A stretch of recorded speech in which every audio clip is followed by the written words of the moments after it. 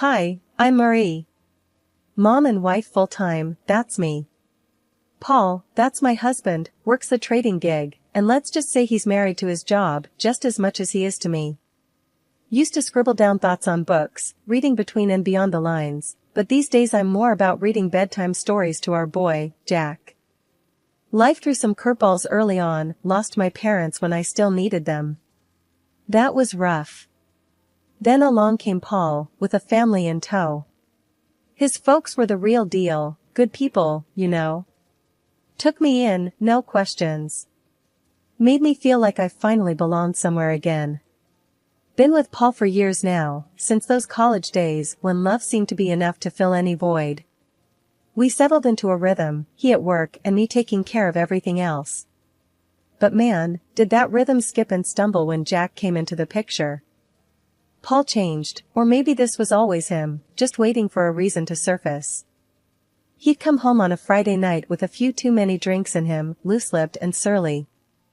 "You gotta start shedding that weight, Marie," he'd snipe after slipping off his tie. "You barely fit in those jeans anymore." I'd be lying if I said it didn't hurt, but I told myself to brush it off, toughen up, maybe he'd cool down by morning. But mornings just brought hangovers and silence until the next round. The house became this place where I tiptoed, trying not to set Paul off. Jack, little trooper, he could feel it too, sticking close, watching his old man with wide, careful eyes. One particularly rough Friday, Paul came home and made a beeline for the fridge, crack open a cold one. I was on the floor with Jack, blocks scattered around. "Another day in paradise, huh?" Paul sneered, leaning against the counter. I forced a smile. Just the usual, you know, chasing after this little tornado. I ruffled Jack's hair, but my heart wasn't in it. Paul tossed his head back, downing half the bottle. "Maybe put some of that energy into a workout routine, eh?" I bit my tongue, counting to 10 in my head. "I'll look into it," was all I managed, shuffling Jack into his pile of toys, anything to escape the cutting edge in Paul's tone. But the weight wasn't just on my hips, it was on my chest, heavy, making it hard to breathe. I didn't know who I was in Paul's eyes anymore. I had finally shaken off those last stubborn pounds. It felt good, kind of. But Paul, well, he had a talent for finding flaws.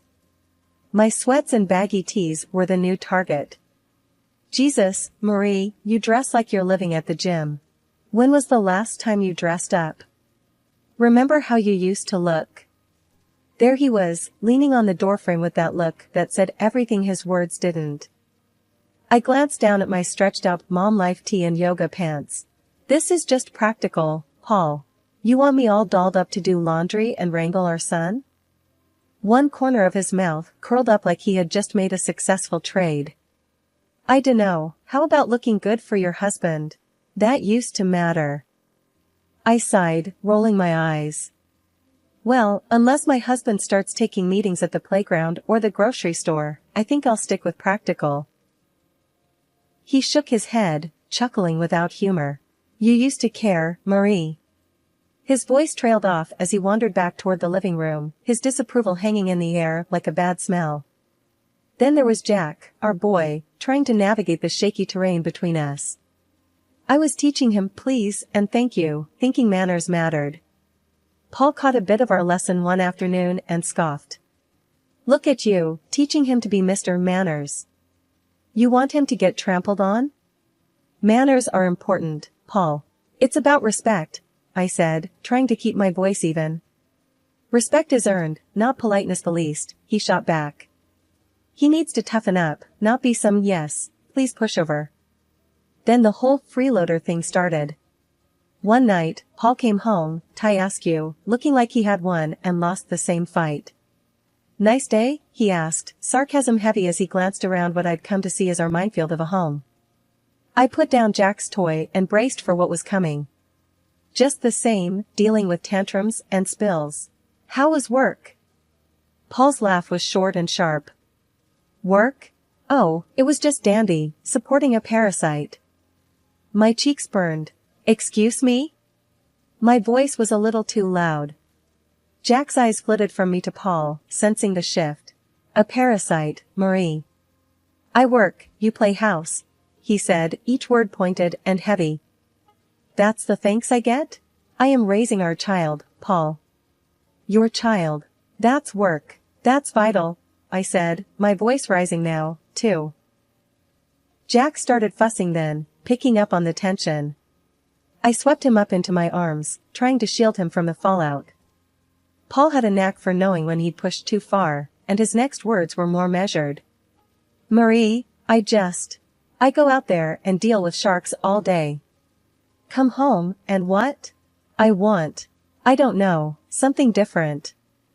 I can't be your one-man show, Paul, I said softly, trying to defuse the bomb that our marriage had become.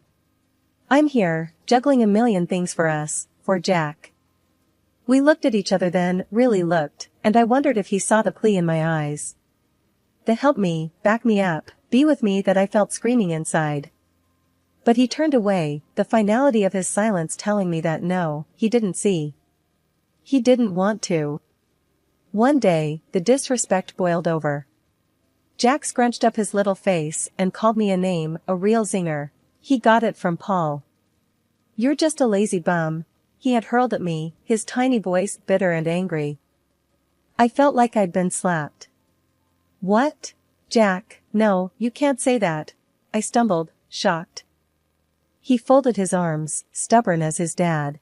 Dad says it, so can I. That was the last straw. When Paul got home, I was waiting, steaming like a forgotten kettle. You know what your son called me today? I laid into him without waiting for an answer. Paul dropped his keys on the counter and chuckled, clearly not seeing the line had been crossed. What did he say? The truth? He tossed his words over his shoulder as he walked to the fridge, his casualness like acid on my skin. Is that funny to you? I was shouting now, my usual restraint snapped tight as a dry twig. Your son is calling me names. Paul leaned against the kitchen counter, beer in hand, a smirk blooming on his face. Oh, come on, Marie. Kid's gotta learn to stand his ground. I was staring at him, hands balled into fists. By disrespecting his mother? He shrugged, a lazy lift of his shoulders that sent me teetering on the edge. You're too soft on him. Look, he's getting some spine. Spine? My voice shot up another octave. He's learning to be just like you. Paul grinned and ruffled Jack's hair. Ain't that right, champ? I turned to Jack, who was looking at us with eyes that were too old for his face. Jack, listen to me. What you said to me this morning was wrong. You can't talk to people like that. Jack's chin jutted out, defiant and stubborn. But Dad. I don't care what Dad says, you listen to your mom. I cut him off, my heart thudding like a drum. I was desperate for him not to follow in Paul's footsteps. But Paul wasn't letting it go. The boy's gotta learn to speak up. World's not gonna hand him anything. You keep coddling him, he'll end up. I get it, all right? I get it. I cut him off, feeling the weight of his words like a physical thing on my chest. But there's a line. You don't get it, do you? Paul threw up his hands, that ugly smirk still there. Whatever, Marie. You make mountains out of molehills. I turned from him, that burning in my chest now a churning mess. This is not how I want our son to grow up. This disrespect ends now, it ends here. Paul just took a swig of his beer, and I knew, right then, my words were just bouncing off him. I looked at Jack, really looked at him. You apologize to me, now, I said, the power in my voice surprising even me. Jack's eyes darted between me and Paul, but he knew that tone. Sorry, Mom. The word was small, almost lost in the kitchen, but it was there, and it was a start. I moved closer to Jack, knelt down so I was eye level with him. Thank you. We treat each other with respect in this house, you got it? Paul snorted behind me, but I ignored him. Jack nodded, a hint of my boy peeking through that new sullen shadow he wore. It was a crack in the wall Paul was building around him, a crack, but also a starting point. I stood up, squared my shoulders. We're going to fix this, Jack. No more name calling, no more disrespect. We're better than that. I took Jack's hand, and we left the room, leaving Paul and his smugness behind us. I stood there on the sidewalk, my phone shaking in my hand. It was one of those moments where your gut ties up in knots. There, across the street, Paul was laughing it up with some woman. Blonde, curvy, and looking at my husband like he was the last piece of chocolate in the box. My thumb pressed record before I even decided to. The walk home felt a million miles long. A part of me hoped it was a misunderstanding. But deep down, I knew. Back in our kitchen, I threw my keys on the counter. Paul was sitting there with a beer, like he always did, but today the sight of him made me sick. Without a word, I tossed my phone on the table in front of him, the video playing. Care to explain? Paul looked at the screen, his eyes going hard when he saw what was on it. He muted it, placed it calmly on the counter, and then looked straight at me. Yeah, she's beautiful, he said, his voice dripping venom. You used to be like that. I felt the slap of his words, my cheeks flaming with anger, my body tense. So, that's it, huh? You parade around town with some woman while I'm at home? Paul stood up, his chair scraping back against the tile. He was too close now, his voice low and mean. What, you stalking me now, Marie? Can't handle the fact that maybe there's more out there than what's inside these walls? I was reeling, feeling the pieces click together. Cut the crap, Paul. You're cheating. He didn't even flinch. You want to know why, he said, his chest puffing up. Because around her, I'm somebody. Not just the guy who pays the bills or the bad guy 'cause he ain't Mr. Rogers. So that's it? I edged back, feeling the counter dig into my hips. Your family's not enough for you? Paul snorted and grabbed his beer again. It stopped being enough a long time ago. Maybe if you'd have kept up with yourself, I wouldn't have to look elsewhere. The bile rattled in my throat. I'm not the one who promised till death do us part. His laugh was short and punched the air. Those are just words, Marie. They stopped meaning anything to you a long time ago. I should have been crying, but the tears wouldn't come. I was just empty and angry. I gave you everything, Paul. I gave you a son, I made a home for us. And this is how you repay me? He took a long drink, then leaned back against the counter. You gave me a home? Looks like a prison to me. Same old, every damn day. You think that's a life? We made vows, Paul. I shouted, my voice cracking. Yeah, and you broke them every day with your sweatpants and constant nagging. His face twisted into something ugly, something monstrous. That was the last thing he said before I walked out, my heart numb, anger seeping into every corner of my being. I was on edge the whole ride over to Paul's folks' place. It was gonna be nasty, but I had to lay it out for them. They needed to know who their son really was.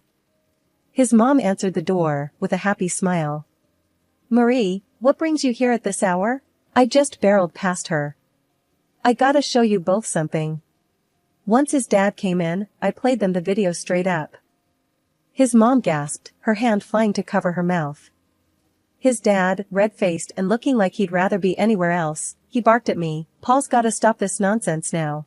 And like that, all hell broke loose. That night back at our place, Paul kicked off as soon as I walked in. You had to drag my parents into this, didn't ya? His voice was loaded, ready to fire. Yeah, well someone's got to. I shot back, my nerves steel. He was a storm brewing. With a step towards me, his hand raised, but he didn't get far. You're bad. Jack's voice cut through, strong and braver than any of us. Paul stopped stone cold. Paul's hand dropped, and his mask slipped a second, shock in his eyes. But then he hardened up again, cold as steel. I want you out, he said, spitting the words like they were sour. Take the kid and go. So we went. With Jack's hand in mine, I didn't look back. Bags thrown in the back of the car, we headed for the city, miles of road unwinding like my thoughts. The luxury house was something else, my unexpected inheritance. 2 stories, white columns, and a porch you could throw a party on, all waiting in another city, away from everything that had gone wrong. None of my folks, not even a whisker of Paul or his clan, had ever set eyes on it. When we pulled up to this grand house, Jack's face pressed to the window, eyes as wide as the moon.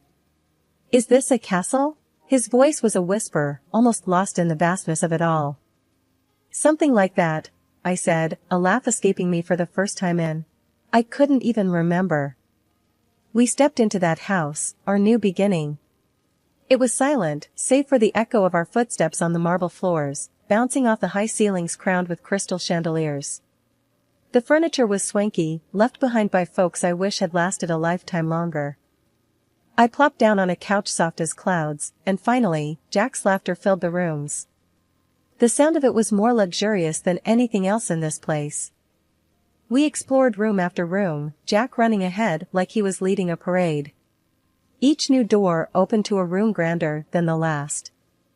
"I call the biggest one," he declared, claiming a bedroom that overlooked a garden already blooming with the promise of spring. Laying him down to bed that night, the day finally caught up with me. My eyes burned with the tiredness of it all, but looking around at the high ceilings, the gold trimming catching moonlight, I knew we were worlds away from where we started.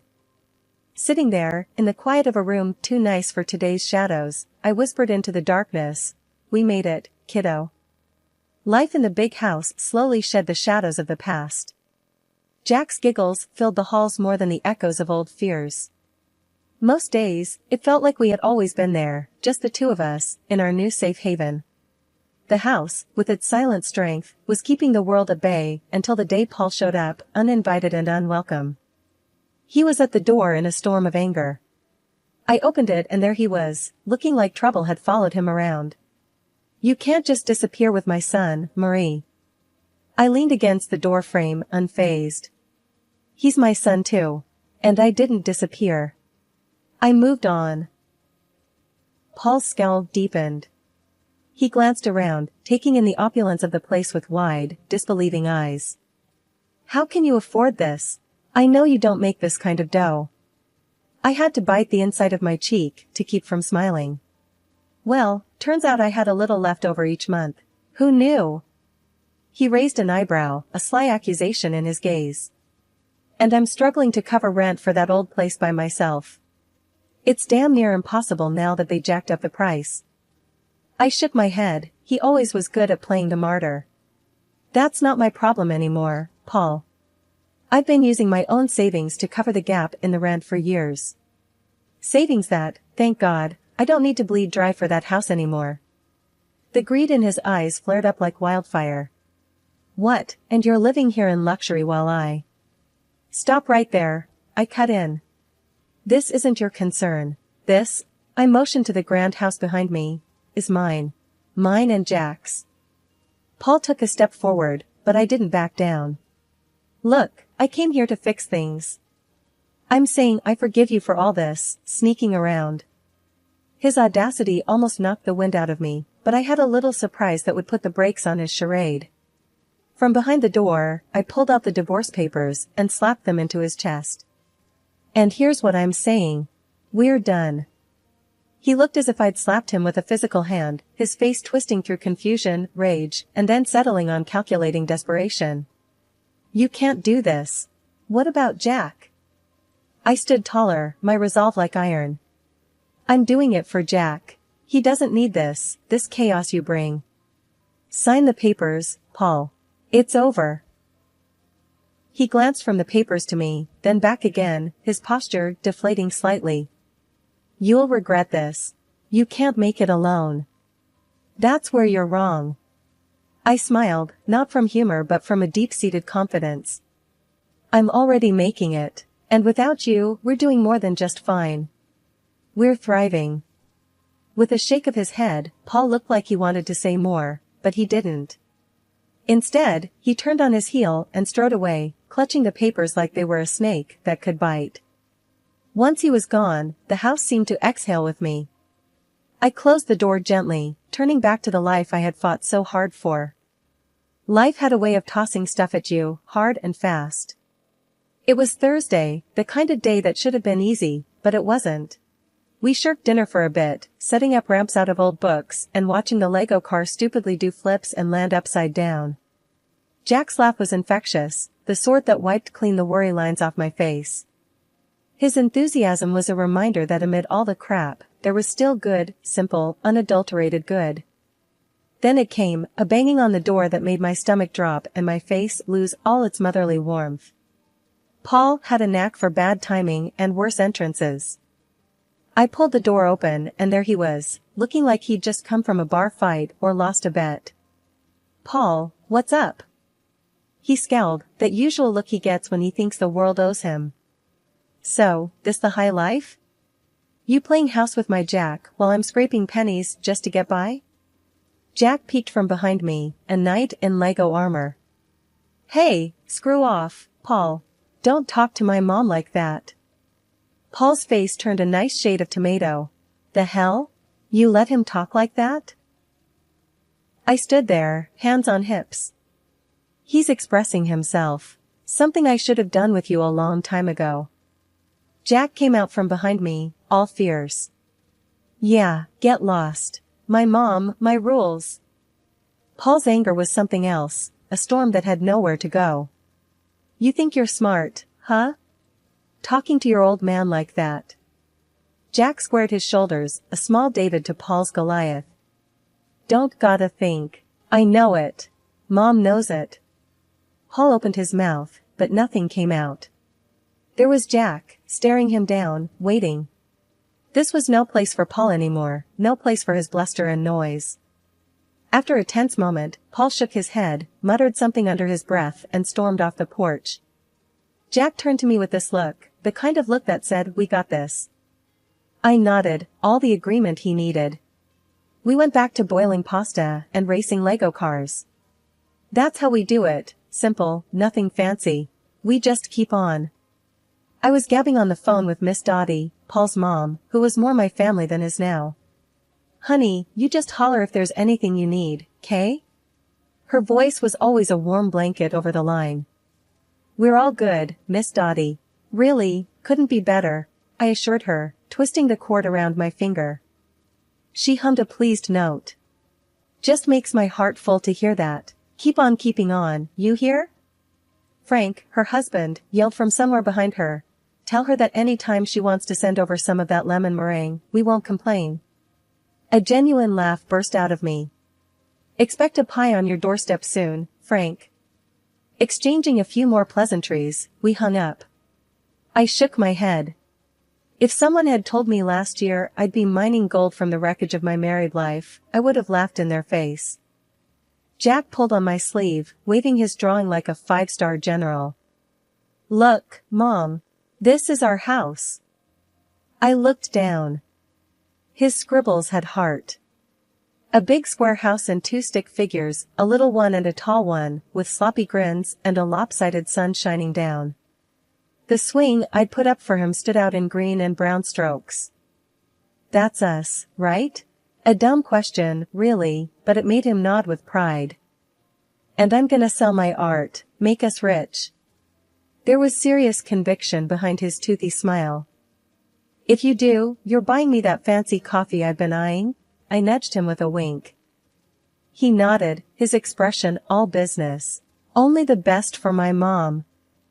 And just like that, the knot in my chest loosened a bit more.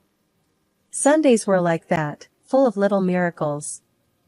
The thing was, life had done a real number on us, but it was looking up. Paul got slammed by the door he let hit him on his way out.